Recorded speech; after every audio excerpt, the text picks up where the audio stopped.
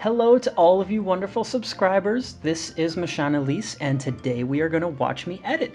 And I'm going to talk you through everything that I do every step of the way so that you can see exactly how I edit, and so that hopefully someday you might be able to maybe edit as well as I do, but we'll see.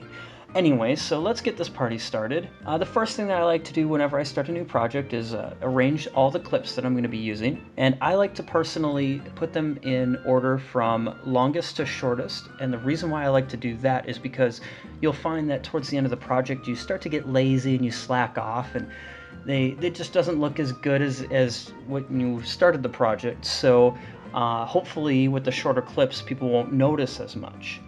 Once that's done, I like to put the transitions in between the clips, and when I choose the transitions that I'm going to be using, I find from personal experience that Microsoft PowerPoint is actually the best source for inspiration on the transitions. They just have such a wide selection of wonderful transitions, you know, anywhere from the classic peel off to just a generic flip to the ripple effect.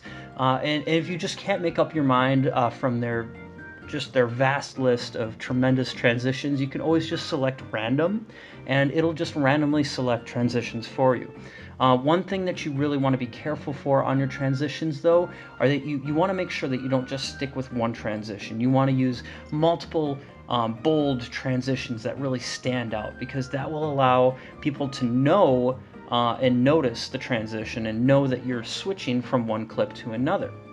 And the reason why that's important is because if you don't, then, you know, if your transition is seamless, then people may not realize that you're actually going from one clip to another, and they may kind of wonder, well, why are they in one area in one clip and then all of a sudden they're in another area, and they didn't even realize that you had transitioned. So very important. You want them to stand out.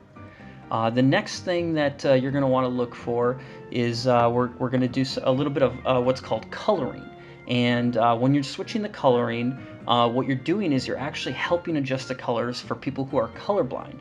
And that's important because in the clip that you just saw, where Punz is rolling down the hill, you know, if somebody who's red-green colorblind were to see that and you didn't adjust for the color, it may actually look red to them, and it may even look like she's rolling down a hillside covered in blood, and that's just not what's going on. So you want to make sure that you really adjust for that and make sure that you know, people are seeing what you want them to see. After you get the coloring done and all that, you're going to want to add all your text, whatever text you're going to use, so that people, you know, who don't know the song can still follow along with what your story is and all that. Important things on text is that you want to use lots of it. You want text everywhere because you want people to know what's going on at any given moment in your video, regardless if they know the song or not. Text is also a great way to distract from any errors in your video. People are more likely to read the text than see the errors from your crappy editing, and so you want to make sure that you use plenty enough text to cover up any of your mistakes. Also, on the note of text, you want to ensure that you use plenty of Comic Sans. It is hands down the best text out there, font. You want to ensure that you have plenty of it there because regardless of what language you speak, everyone speaks Comic Sans, and it's just a phenomenal font. When you get towards the end of the video, again, we're going to do some more adjustments on the coloring as you see here.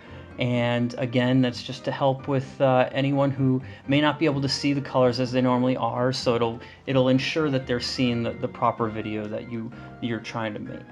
Once you get through these finishing touches, you just want to go through your video again and make sure that all of your transitions are looking the way that you want, and you want to get everything together. And once you're finished, you'll render the video, which could possibly take hours depending upon the program that you use.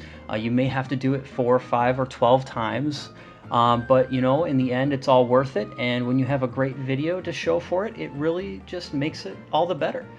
But that's about it. So I hope you learned a few things in this video, and if you have any questions at all, please comment in the comment section, and thumbs up, subscribe, and I hope you enjoyed.